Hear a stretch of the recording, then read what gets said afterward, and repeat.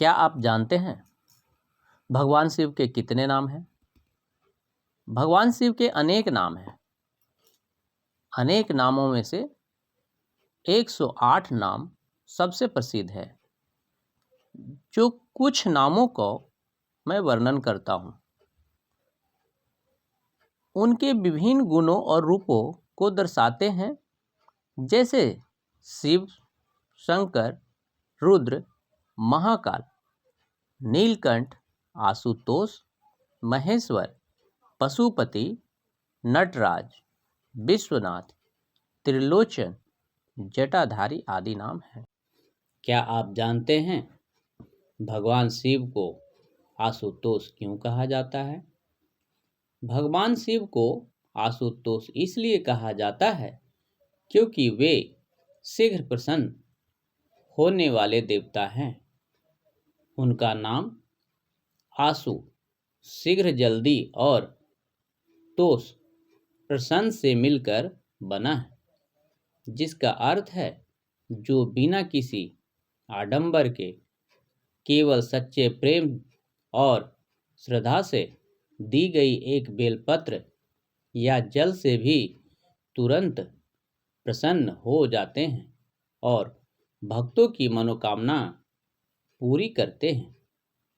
शिव जी को प्रसन्न करने के लिए किसी जटिल विधि की आवश्यकता नहीं होती। वे भक्तों की सच्ची भावना और समर्पण को देखते हैं और तुरंत प्रसन्न हो जाते हैं। वे अत्यंत दयालु और करुणामय हैं, जो देवताओं, असुरों और मनुष्यों में भेदभाव नहीं करते और सभी को समान रूप से वरदान देते हैं।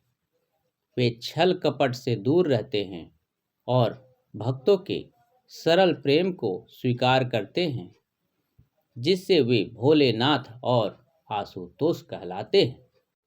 क्या आप जानते हैं भगवान शिव को शाश्वत क्यों कहा जाता है? भगवान शिव को शाश्वत इसलिए कहा जाता है क्योंकि वे काल, समय और सृष्टि के चक्र से परे हैं।